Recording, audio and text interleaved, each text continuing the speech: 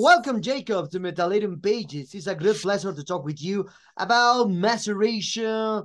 This new return with it never ends after 20 years. No, 30 years of 30 30 years for the years. first album. 30 years for the first album. So, well, I start with a common question. How have you been during these crazy times? First a pandemic, now a war in Europe. Oh, who knows what happened next couple of years? Alien invasions, zombie apocalypse. Yeah, I don't know. It's really crazy times over here right now. And yeah, the pandemic was crazy as well. And but during the pandemic, we got time to do some new maceration stuff. So that was quite good. And yeah, now the war is here and you don't know what will happen. So everything is pretty crazy, but we'll see. Can't do anything about it. It's like out of our hands. So, Hmm. but Okay. it's crazy. Yeah. Yeah, so crazy now. Yeah. So I think the next question is a common one because I think many interviewers asked you this. So why the band delayed 30 years to release a second album? And why this century? Why not in 90s or in 2000, begin 2000s? Why starting with 2020? It's just a coincidence, I think.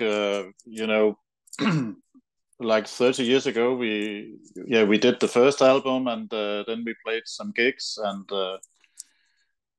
then we just dissolved, and we got ahead with other stuff, family, education, and all that, and then the music became a bit in the background, and I played in some other stuff as well, and then, like last year, Michael from Emancipation, he talked to me and said, "Why don't you do a new Maceration album? It's like 30 years ago, and we can ask Dan Swanner if he wanna do the vocals." And I was like, "Yeah, why not? I've been dreaming of doing music again, and Maceration, my old band, and I was in Invocator as well before that, so it was like kind of a side project to Invocator back then." And so it was just naturally to try and do something new. So we just started working on songs, and we asked Dan, and at first he said he couldn't sing anymore. He hadn't been growling for like 20 years. So but he changed his mind and he tried, and it just went out really well. And so I think it's just a coincidence, and just the right time now, because now we have the time for it. Hmm. Okay. And I think the next question is it's the same one. It's a common one. Why did you decide to record the vocals by Dan Swano and not by Jan Bergman? Because when we started working on the songs, it was me and the other guitarist, Lars, who talked about this, and we began writing songs, just the two of us. And at that time, we talked about who should sing, and the natural thing was to have Dan Swanö singing again, because he did the vocals on the first album as well, as a session. So that's why we wanted Dan to come back, and we wanted to check. So that was like the idea. We want to do new songs, and if we could get him to sing on it, it would be the perfect match. So he said, "Yeah, I will do session vocals." He don't want to be a part of a band and play live or anything, because he has like pretty much given up doing music besides his studio. So we just thought, yeah, that's fucking great. So we found Jan, who's an old friend, and he recorded some vocals on the album as well, on two songs, and together with Dan. And then he's a part of the live lineup. We have been doing like only two shows now, but have one more, and then we'll just see what happens. So. But to get Dan back was like a scoop for us. So because it was like on the first album, so pretty cool. Hmm. Okay, the next question is talking about this aspect about the vocals part because when I see weeks ago the video from Epiphany of the Past, I just saw Lars Lars on the video, and no other member into the video. So why do you decide to just put Lars on the video and all like the usual like usual videos around the world, whole members on a history in there? Yeah, we have it. It's Jan who is on the video. It's not Lars, but you know, we had like no money for a video, and we just wanted to do something a bit nightmarish, and we decided to have Jan have to film him, and then just did it that way because we had no budget at all, so it's like done for nothing. And we just thought we could also do, you know, the typical video where the band are playing, but again, time and money, and we just thought, why do that? Because you have seen that kind of videos so many times, so we just tried to do something else. That's it. Okay. So after 3 years since the first to the second, for you, what is the biggest difference that exists with the first album? Because a lot of people think that the first and the Serenade of Agony are the great jewel for the death metal scene in Denmark. But and now for you, what is the biggest difference that exists already for this new album? I think when we did a Serenade back then, it was more like spontaneous. You know, it was like, as I said before, it was like a side project for me and Jakob of Invocator, and we just moved ahead, and by coincidence we got a record deal for Maceration back then, and then it became a bit more serious, and we wrote the songs. And what the difference is, it was like more we didn't exactly know what direction we wanted to go in back then, but we just did the songs, and they became like, I think we got inspired by a lot of the Florida death metal bands, and of course also you can hear maybe some references to Invocator as well, because that's natural. So it and the biggest difference is back then you in Denmark back then there was no you could rent a studio and the technician wouldn't know anything about death metal. They didn't know how it should sound, so it was always like a gamble what it ended up with. So the big difference up till today is that back then we couldn't get the sound we really wanted. It sounds like it does, and it's okay, but it was not exactly what we dreamt about. And now we have like the product we dreamt about back then. We have the perfect production and the mix, and you know, Dan also mixed it and produced it, and we have the guitar sound, the drum sound, the vocals, everything is like just what we dreamed about back then, actually. And I think the songs are maybe also the songs back then was actually pretty original, I think, and some of them a bit special, but we still have, you know, the feeling from Maceration back then in the new songs, I think. So it's maybe just it's a better package now, I think, all in all. So okay. So something curious that is happening in Denmark nowadays, one of these days or nowadays, is that the bands like Maceration, Detest, and others are coming back from the grave and are active now with new albums, tours, videos, and more things related. So, and I'm trying to relate this. Do you think this is due to the great boom that is happening in your country with bands like Beast, like Undergang, like Combe, new bands that are reflecting now the sound of the '90s into Denmark now, because now a lot of bands came up, Hyperdontia, I don't know, Sulfur Near, a lot of bands came from Denmark now. So perhaps they have to do with this, with the great boom. Yeah, maybe I think it's more like a coincidence, because now we have more time, because we have now we our kids are grown up, and now we have more time to do the music again, and we still love death metal, and I have always been a metal fan and will always be it. So it was just a lot of fun to begin doing some music again and play live as well. And of course, bands like Based and the other ones are giving the scene a boost here.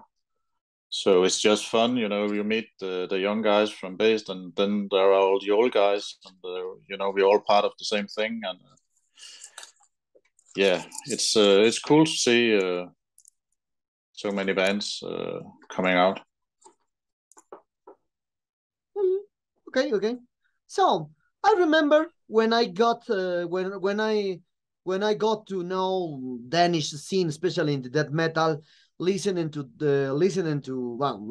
Dominus, Maceration, Frozen Down, Ill Disposed, Detest, because a lot of crazy bands came up at that time in '90s. But and a couple more, but it's a few. It's a few bands compared to the British, compared to the Norway. Oh no, sorry, compared to the Swedish or compared to the US scene. It's very small bands came out in the '90s. So, what do you think of that scene that always be there, but doesn't have a huge impact into death metal in the '90s?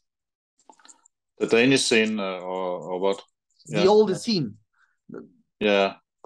So you mean that the Danish bands doesn't have a big impact compared to the Swedish? Yeah.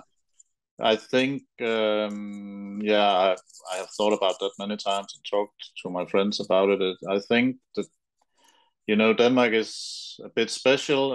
It's like we are always a bit behind, like Sweden, because in Sweden they have like another, it's a different music culture. All kids go to school and they got teach music, and they have I think they learn it early and they form bands, and that's why you see, when the Swedish death metal scene boosted, it was like very original, and they created something new. And in Denmark we always were maybe a step behind. Of course we had bands like Merciful Fate, but it's a different style, who was really groundbreaking. And we had also Artillery, who was groundbreaking back then when they started. But in the death metal scene, it's like we always maybe 2 steps behind Florida and the Swedish death metal scene back then. So I think it's maybe a bit of a Danish thing. We are not that original, maybe. I don't know. But still, okay. we have a lot of great bands, and it's great metal. But yeah, it's I don't know why, but.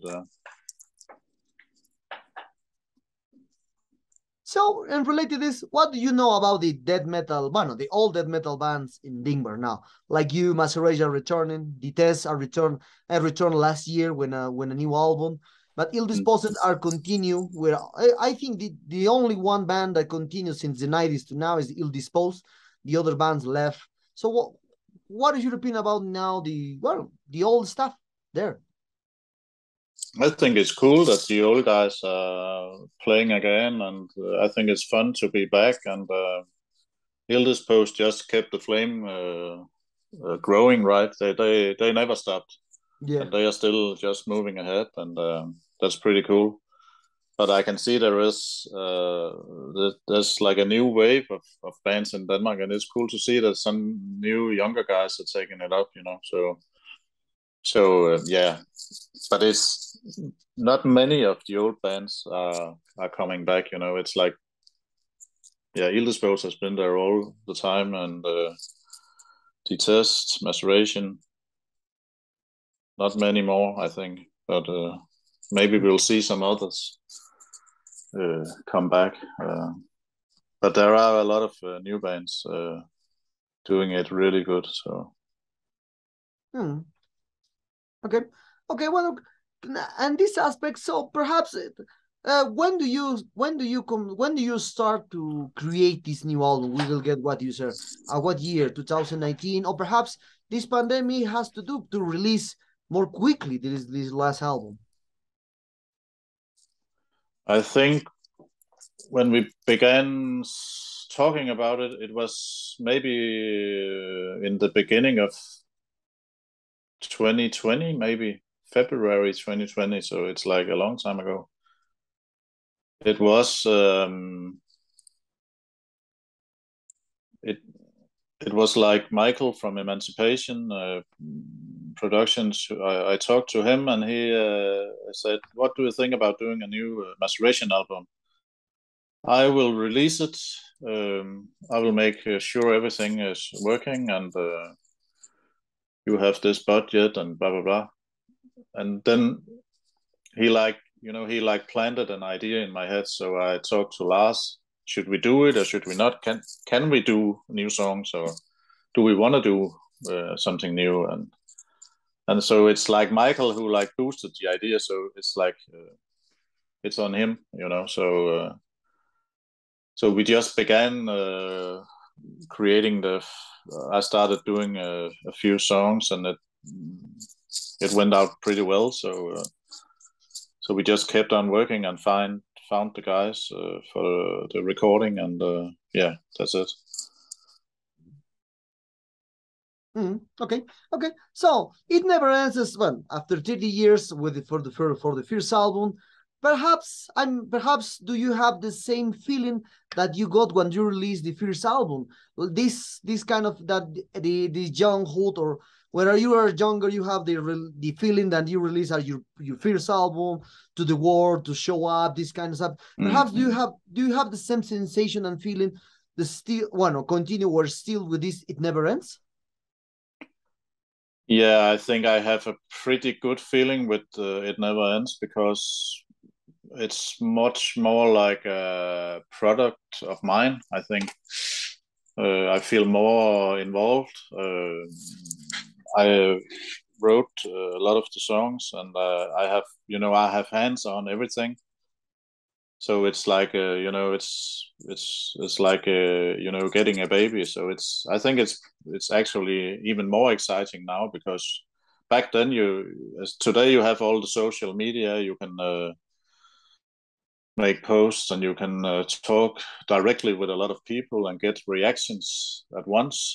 Back then it was not like that. You released it and it was out, and you didn't know what would happen, So I think it's pretty exciting now, and maybe even a better feeling to get it out now. And also,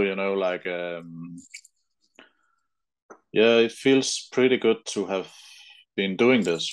Now you have the finished album, and it came out a lot, even much better than we ever dreamt about. So it's really satisfying. Okay. So speaking of that subject, so before when you released the first album, you sent the album to the fanzines, to all the label did that, to reviews, and more talking about the nostalgic aspect, to send, listen, expect the review 3 or 4 months before that you send the album. So, but now the people, as you said, comment in the social media. It's more faster, the comments by the fans, by the reviewers, by a lot of people into there. So for you, what is your opinion about these fast aspects? And talking about always some fans expect the same music like you did in the previous one, and it's a common thing. A lot of people think that you will release another huge album like you did in the first album. I think it's pretty good to get reactions up front right away. It's easier, and you can talk to people about it. And it's the downside is that today it's a really competitive market, because there are so many releases all the time.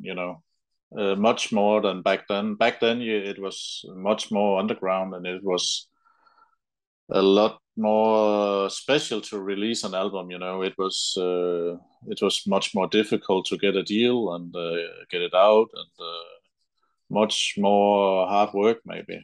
Today, it's you can easily drown in all the music coming out, you know, on Spotify and all the streaming, and also on social media, because people today lose the interest also faster than back then.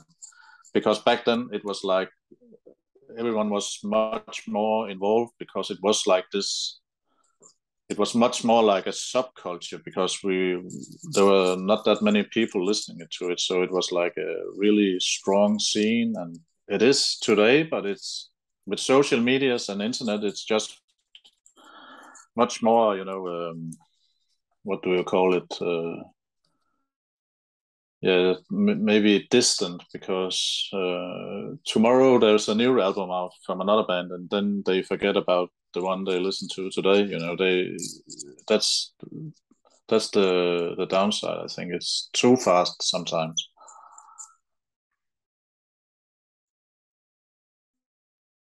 Okay. So into this aspect, you said that the always, all now is a very common thing that the bands are releasing two or three, or I think more than 20 albums per day. A lot of the styles, a lot of the Spotify's listeners into there. So what?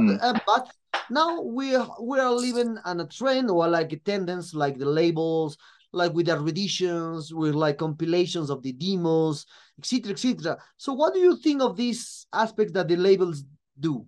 A full compilation of the demo era, a release or remastered version from the first album, etc., etc.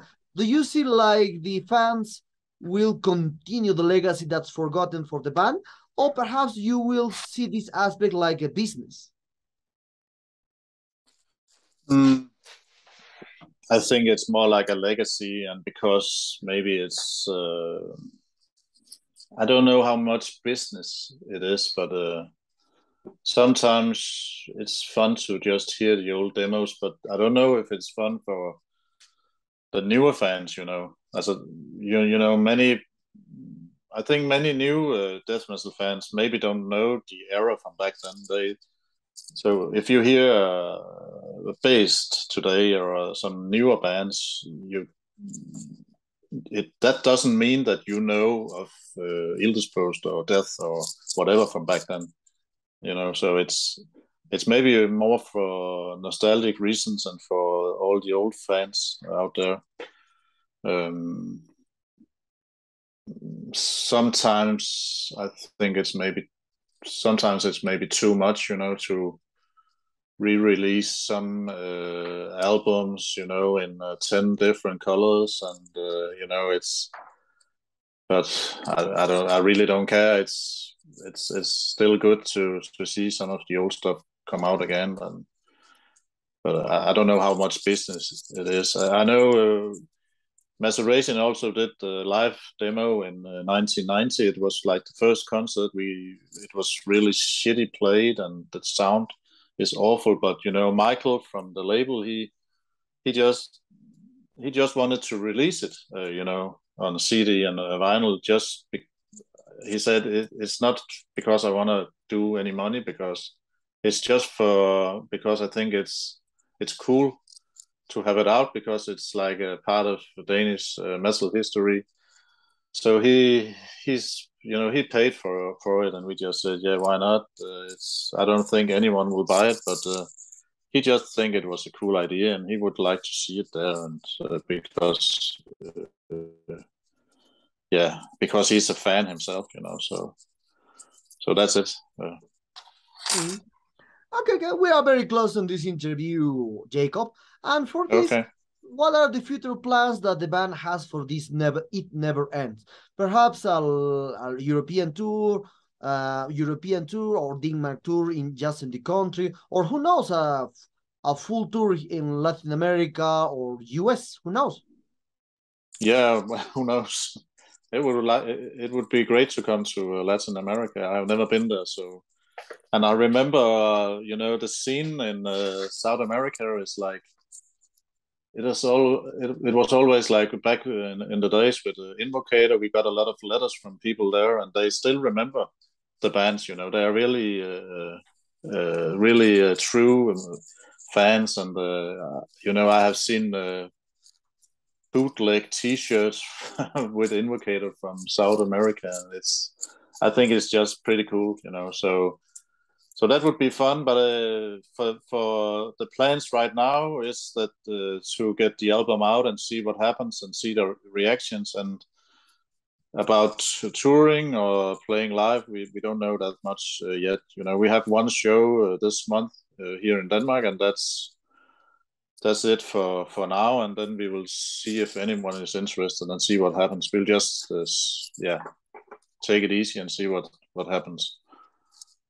Okay, great to know that. Well, Jakob, the sad times arrive at this interview. I hope you enjoy this one, like me doing this one. So I love your band since your first album, because here is very difficult to get.